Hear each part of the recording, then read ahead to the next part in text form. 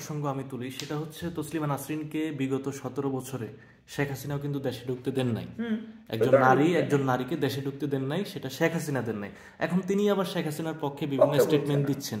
তো এই ক্ষেত্রে সামনের দিনে যদি বেগম খালেদা জিয়া সরকার গঠন করে, আপনার কি মনে হয় যে তসলিমা নাসরিন দেশে আসার সম্ভাবনা আছে কিনা, বা আগের পরিস্থিতিটা সাথে সমীকরণ মিলিয়ে যে সামনের তসলিমা নাসরিন দেশে আসা কি আদৌ সম্ভব কিনা এই ঘটনার পরে?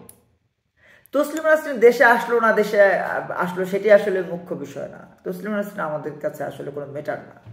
তসলিমা নাসরিন এমন কোনো মহিরুহু না যে তাকে নিয়ে আমাদের আলোচনা করতে হবে। তারপরেও কেন কথাগুলো বলছি, গণমাধ্যম জানতে চায়, আপনারা জানতে চান, সেই হিসেবে কথাগুলো বলছি। এমনও তো হতে পারে যে জামাত বা বিএনপি ক্ষমতা আসার পর দেখিয়ে দিল যে না, তসলিমা নাসরিনকে আওয়ামী লীগ দেশে আনতে পারে নাই, আমরা না, এইসব নিয়ে তা কারো ভাবার সময় নাই।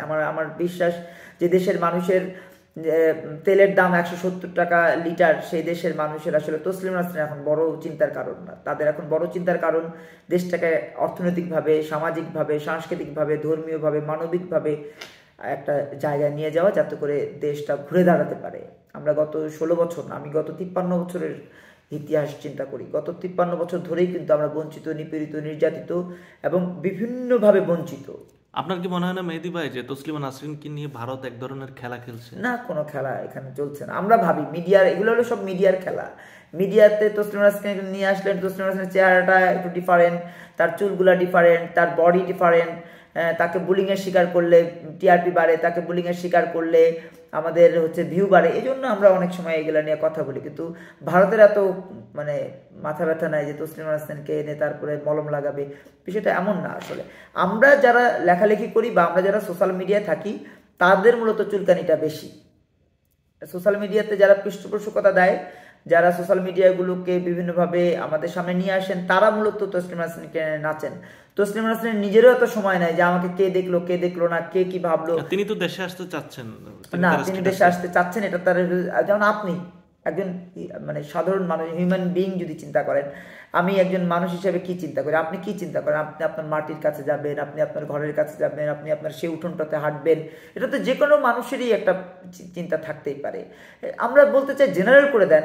তসলিমা নাসরিনকে কেন আপনি আলাদা করে দেখছেন?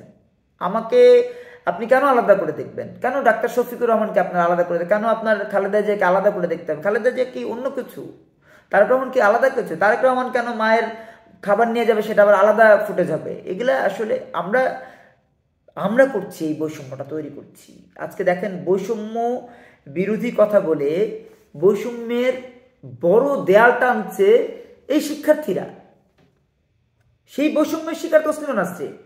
সেই বৈষম্যের শিকার হওয়ার কারণে আজকে ভারতকে আমাদের আলাদা করে চিন্তা করতে হচ্ছে, বাংলাদেশকে তারা আবার আলাদা করে চিন্তা করছে। Taslima Nasrin as a writer, সারা বিশ্ব তাকে সমীহ করে, ভালোবাসে, আমরাও তাকে ভালোবাসি।